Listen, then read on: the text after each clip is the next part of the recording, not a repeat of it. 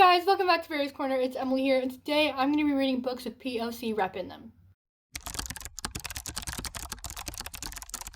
If you don't know what POC is, I'm basically just going to be reading books that have people of color representation, and no, not just the side characters that get killed off, the main characters. After I finished the DCG readathon, I finished the Quiz Quotient by Helen Huang, who basically both of the two main characters are Asian, and the first girl main character is autistic, and it was such good representation. I loved it so much, and I wanted to continue reading diverse books.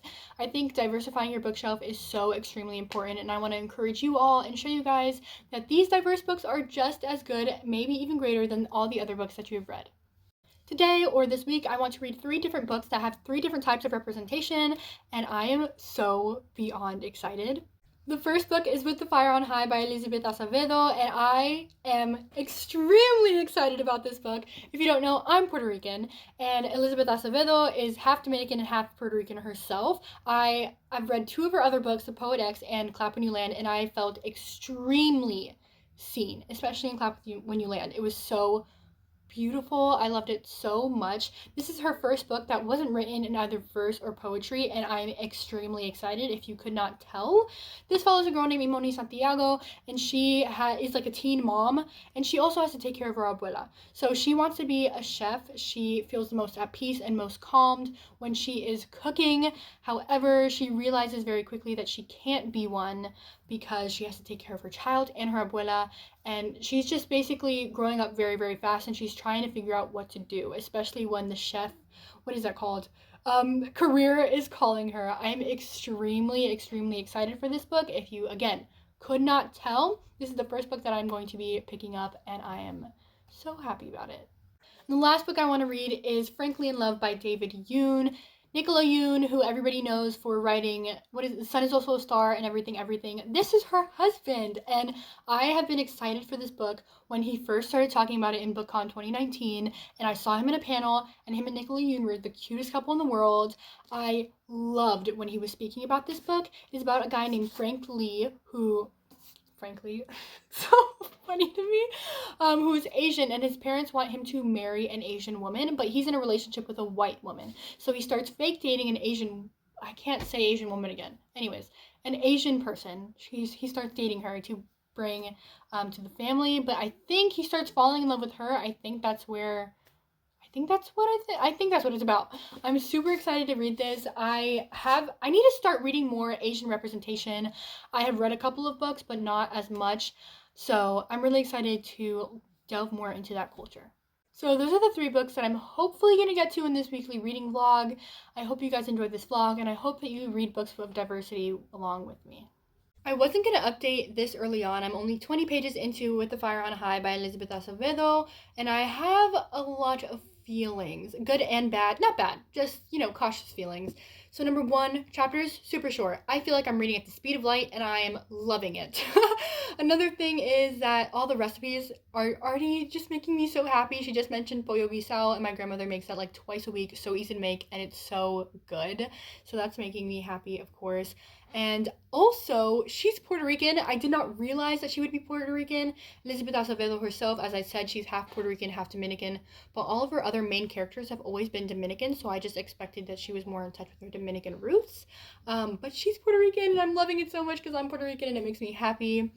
One other thing that really makes me happy to hear is when she was talking about why she gave her child the name Emma, she said that she wanted her child to not be judged by her ethnicity or color or anything before she got into the doors of whoever's giving her that opportunity. Because Imoni Santiago is clearly a Hispanic name, so she hasn't gotten as many opportunities as she thinks she would have if she wasn't judged by her being Hispanic beforehand. So I really, really love that point of view. My name being Emily Berry, whitest Hispanic name ever. So I don't know if I get some opportunities because they don't realize I'm Hispanic beforehand. I'm not sure. I've never been in that position. But I can feel empathy for her and her wanting to name her child like with the white name. So I really love that. 2 things I didn't really like. 1, she's making very specific references to like Jada Pinkett Smith. sorry if I said that wrong, and the Red Table Talk and Chopped, and I get all of those references. However, people years from now, will they get that reference? I don't know. And another thing, she keeps calling her child baby girl, and that's totally cute and amazing, and I don't know, just cute. However, it's every single sentence, and you can like mix it up and say, "Hey, my child," or "Emma," or "baby girl." Just every single sentence of her saying "baby girl," I'm like, okay, I get it, I get it. That's her nickname. I get it. So, yeah, that's it. I will update you guys later. So I'm on page 70 and I am absolutely loving what she just brought up. She is half black and she's half Puerto Rican, and so she does not speak Spanish, but she understands it and she speaks a little bit of it with her abuela. And so she, whenever somebody in her neighborhood who is Hispanic asks her something in Spanish and responds back in English, they're like, "Oh, you're like not that Hispanic." And whenever somebody black comes to her and is like, notices her accent or notices her grandmother's accent, they're like, "Oh, you're not fully black because you're Hispanic."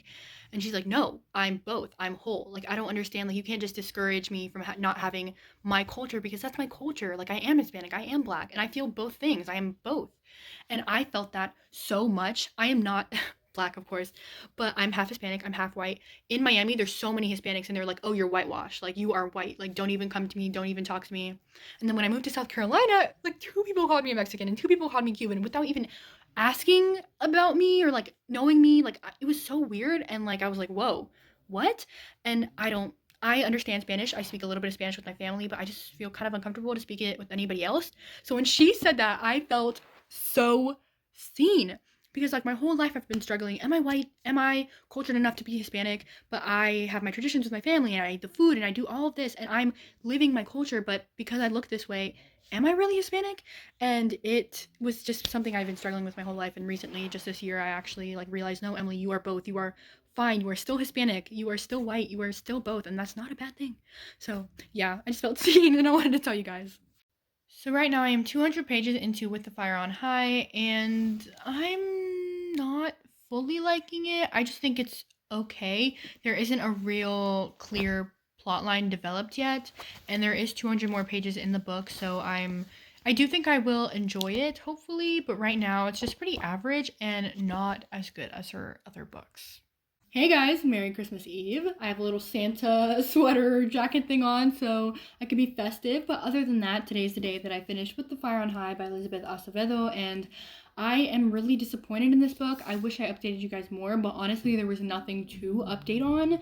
In her other books, the main characters were Dominican, and I resonated with them in some type of way because although they weren't Puerto Rican like me, I still felt connected with them and their lifestyle. However, this was the first character that was Puerto Rican that she wrote, and I didn't connect with her at all. I think that's the most disappointing part of it all. I did resonate with some things in this book, like how she was half Puerto Rican and people told her that she wasn't fully Hispanic. Throughout my whole entire life, my biological white father has not been in the picture, so I've been raised by my Cuban father. So in my household, I am fully living the Hispanic dream. But outside, I'm either too Hispanic or not Hispanic enough, and I feel like that has been really hard throughout my lifetime.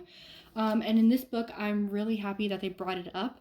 They also spoke about Christopher Columbus when she went to Spain. There was a statue there with him, like, with a bunch of gold and glitter around him, and she was really disappointed because when he took over PR, Puerto Rico, he basically made the Tainos slaves, and the gold that was around him were the gold that the Tainos dug up through the rivers, and she just felt really upset about it.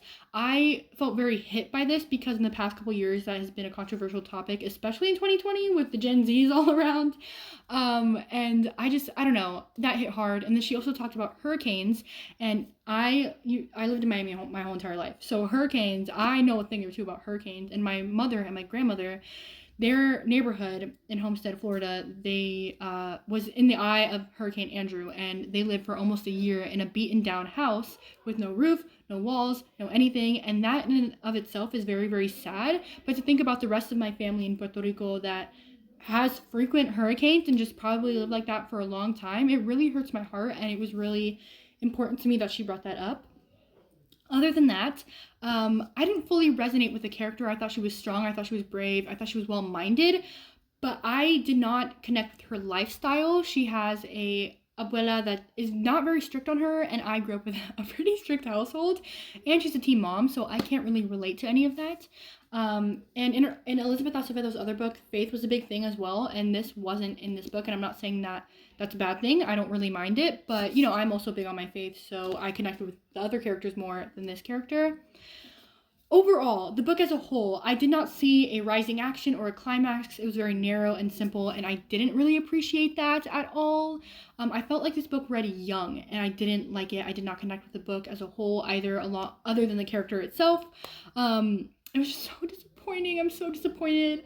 I really appreciated this book. Like, I appreciated that it brought Hispanic rep into the bookish community as well as LGBTQ plus rep in a really good way.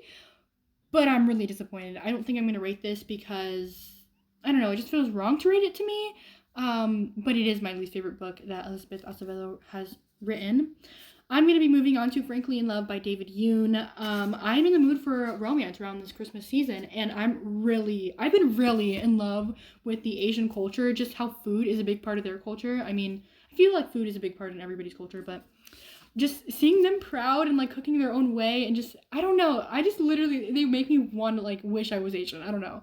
So I really want to learn more about them and how they live their lives, and I'm really excited. So yeah, up to you guys later.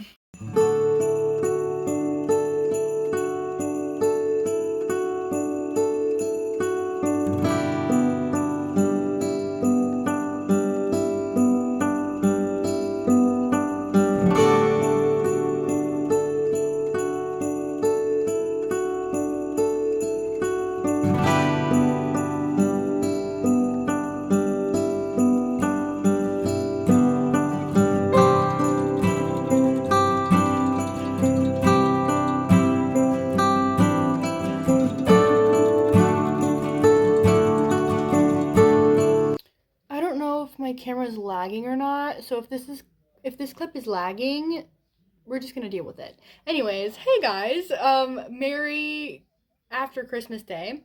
I think the last you guys saw me, I was eating food. Arroz con pollo y pasteles, maybe some puerco. Guys, mac and cheese. I'm hungry. Okay, aside from that, I'm 200 pages into Frankly in Love, and I'm frankly in love with this book. No, I'm just kidding. I really just wanted to make that joke. I actually think this book is okay. I think this is the first book that I've ever read with a male main character that is a geek, and it's reading kind of young, just like the last book. I feel like this writing reminds me of John Green's writing in Paper Towns. I did not like Paper Towns, but I don't know if that had to do with the writing or anything. I'm not sure. It's not a bad thing. I just find it has the same vibes, even though nothing in this book is alike. I don't know. I'm really liking learning more about Frank and his culture. Just like in the last book, the main character did not know Spanish or didn't like to speak it to other people, and same thing with him. He doesn't know Korean, but he understands it whenever his parents are speaking it, and I love that representation. I think we need a lot more of that in different cultures.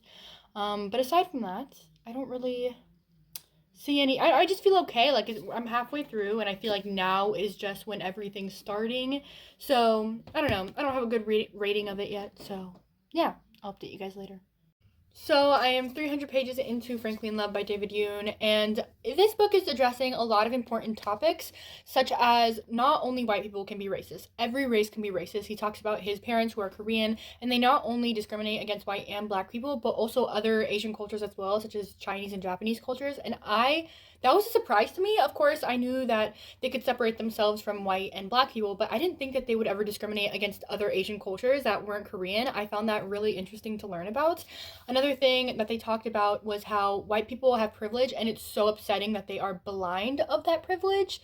Like during the BLM movement, people were saying, African American people were talking about how they are having the talk with their kids, and the white people were like, "Oh, you're exaggerating, like shut up, or you're just asking for sympathy."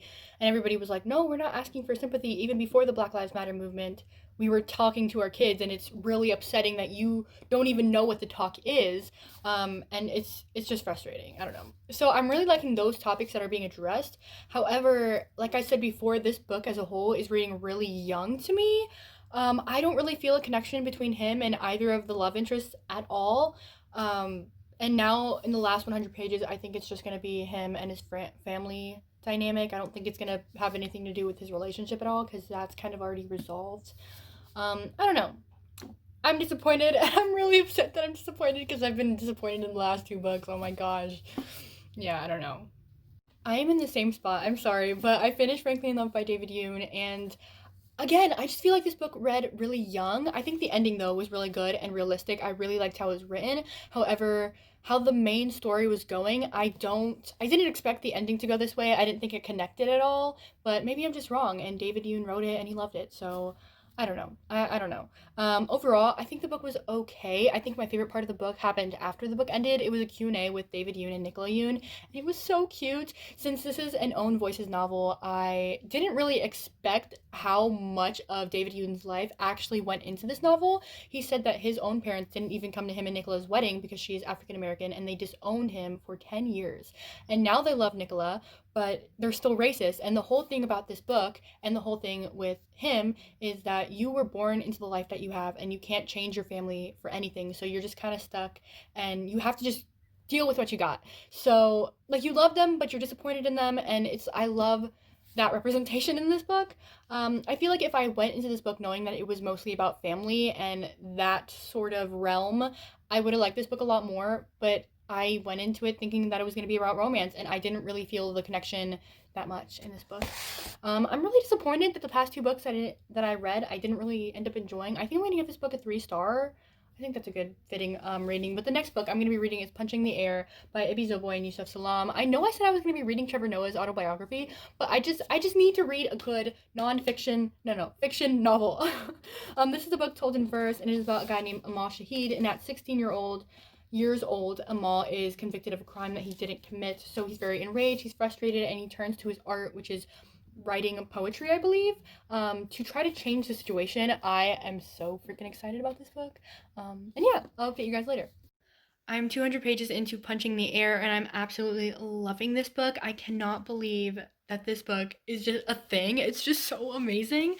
So far we have seen him been found guilty and going to the juvenile detention center, and seen a lot of stuff that happens to him inside that detention center, which is pretty horrible. We've seen his vulnerability and his anger and his frustrations, and I'm really, really loving that aspect. The diversity, of course, is amazing. But also a side little commentary thing. His mom wears the hijab, and I did not expect that, and I'm really, really excited to see that diversity as well. The writing, amazing. Like everybody says, I cannot tell which author is writing what in this book, and it's absolutely just flawless. It's amazing. It's so good. I already can tell that this book is going to be 5 out of 5 stars, and oh my gosh, if you guys haven't picked up this book, please pick it up. It's so, so good.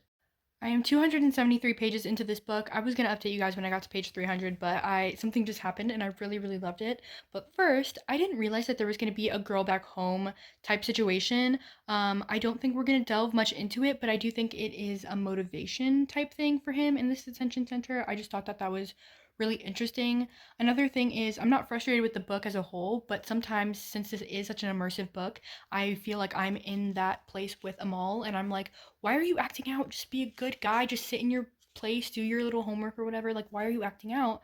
Until I realized, like, I've never been Black in this situation before, and I can't tell him how to feel his frustrations. And so this one thing in the book, it goes, I'm sure you all know the rule of law, innocent until proven guilty, but with us, it's guilty until proven innocent. And I found that so just amazing. Oh my gosh, this book is so good. Yeah, so I'll update you guys later. So I'm 10 pages from being done, but something just happened in the book and I cannot believe. So he needs a way to be expressive. So he was allowed to paint a mural. It took him a week. It's something that was really, really close and dear to his heart, and they painted over it in white. And this sounds like, oh, who cares? But like the scene, impactful. Like how it all went down, so freaking gripping, so good, amazing. I just can't believe somebody wrote this book, like a masterpiece. Oh my gosh. So last night I finished Punching the Air by Ibi Zoboi and Yusuf Salam, and I absolutely adored this book. It was so raw, gripping, powerful, and impactful, all of the above.